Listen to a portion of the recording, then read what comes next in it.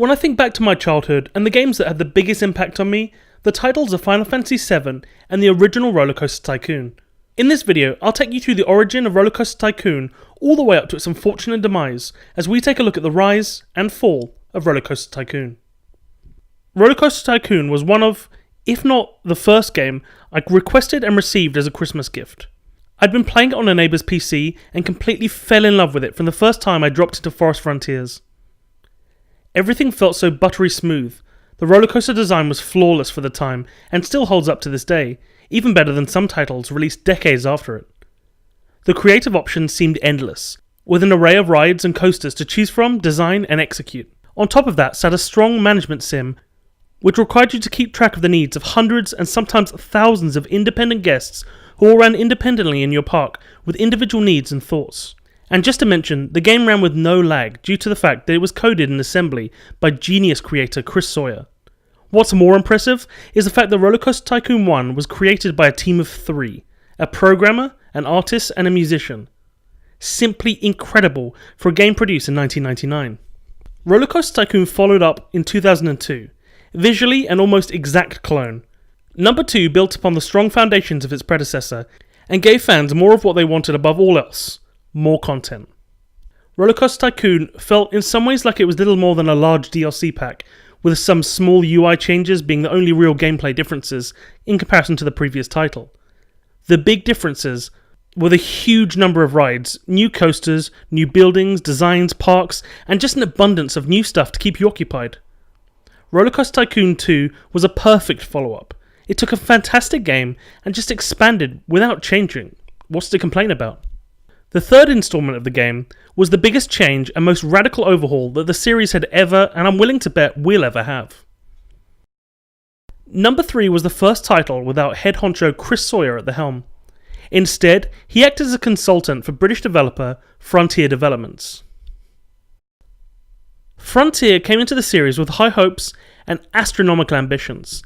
They hoped to take the tried and tested formula of the previous titles and bring it into the 3D space. Frontier had helped to work on ports and expansions for the first 2 Tycoon titles, but this was their first foray into a 3D Tycoon game. Now, this wasn't the first 3D rollercoaster title to be released, as fellow British developer Bullfrog Productions had released Theme Park World in 1999. So Frontier weren't treading new ground, but what they managed to produce was more than anyone really expected. Roller Coaster Tycoon 3 was as close to the previous 2 titles as was possible at the time, and that was to say, fantastic. While admittedly a little janky in the controls and animations, the game ran so smoothly, expanded on the wealth of content available, and even introduced completely new features like animals and water parks. The Roller Coaster Tycoon series was an all-time high in 2004, and looked like nothing would stop this juggernaut. However, that was all about to change. In the decade that followed, a number of monumental failures would lead to the name of this once beloved franchise to be dragged through the mud and besmirched forevermore. After the huge success of Roller Coaster Tycoon 3, the natural progression should surely have been more success with Roller Coaster Tycoon 4. This was not the case. Original creator Chris Sawyer had moved on from the series, and Frontier Games had taken their skills elsewhere after making Thrillville for LucasArts. This was to be their last roller coaster title for a decade. So what happened to Frontier to make them seek greener pastures elsewhere? The issues can be traced to Roller Coaster Tycoon's publisher Atari, a legendary developer and founder of the video game after the creation of Pong in 1971. Frontier Developments worked alongside the owner of the Roller Coaster Tycoon IP, Chris Sawyer, in 2007 to create an enhanced version of Roller Coaster Tycoon 3. Frontier intended to license out the game to a third-party purchaser. However, Atari claimed that Sawyer was in breach of a pre-existing contract he had with Atari by assisting Frontier in this endeavour. They took Chris Sawyer to court, and the case was settled in an out-of-court settlement. The game was never released, and the relationship between Atari and Frontier was severely damaged. By 2005, Atari had fallen on hard times with revenue losses in the tens of millions. This would carry on until they announced their bankruptcy in 2013. In 2016, Frontier Developments would sue Atari as it claims they had put off carrying out an audit, which meant they had been paid only $1.17 million in royalties, instead of the estimated $3.17 million that Frontier were owed for Roller Coaster Tycoon 3. It was 7 years between titles, as Atari didn't roll out Roller Coaster Tycoon 3D until October 2012. The game was clearly a cash grab by the struggling publisher, who were trying to milk a previously profitable IP by hiring N-Space, a studio specialising in Nintendo ports, and having them port over Roller Coaster Tycoon 3 to the 3DS. The game was pretty bad. It was received poorly, and sold very poorly as well. The game was viewed as a bad recreation of a previous title due to its unappealing graphics, lack of mechanics in comparison to the series' predecessors, a poorly designed interface, and it was just generally a dull experience for players.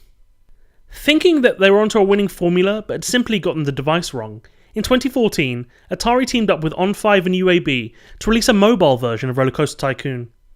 The game, while originally being a paid app, quickly devolved into the freemium model. It was clear that most fans didn't want a cheap mobile knockoff of the game they loved, and Roller Coaster Tycoon Mobile went down even worse with the fans than the previous title did. Atari would hope that the saying "third time's a charm" would be the case when they released Roller Coaster Tycoon 3 Mobile in 2015, but this time employed Frontier Developments in what would be their final joint project together. The game was essentially a clone of the 2004 title, with mobile controls, something fans actually wanted, and better yet, it was devoid of in-app purchases. It did well financially and renewed Atari's interest in the IP. Not that they knew what they were doing at this point, as a series of blunders was to follow this one tiny glimmer of hope in a sea of failures that was the last decade of the series. In 2016, the genre saw a revival as 2 full-fledged PC releases hit the market. The first game, and by far the worst, was Atari's offering in the form of Roller Coaster Tycoon World. This title was Atari's attempt to bring Roller Coaster Tycoon 3 into the next gen by offering an updated and detailed fluid coaster builder. The game was a colossal failure. It handled horrendously, the visuals were heavily lacking, and it just felt like an insult to the loyal fans who had hoped the title would bring a true sequel to Roller Coaster Tycoon 3. The buggy mess rapidly fell by the wayside, and had lost a majority of its player base by the month after release. On the 17th of November 2016, Frontier Developments would have their revenge on Atari. Frontier had been working for years on their own coaster builder under a new IP of the name of Planet Coaster. Planet Coaster was a smash hit. In a similar vein to Colossal Order's City Skylines, the game had taken the basics of a beloved IP that had fallen by the wayside and built upon it into something magical, something special, and something that would completely crush its competition, and solidified them as the market leader in an instant. Frontier had taken a huge risk by self-publishing Planet Coaster, and it paid off in spades. They sold 400,000 copies in the first month, and include 2 million sales by the end of 2018.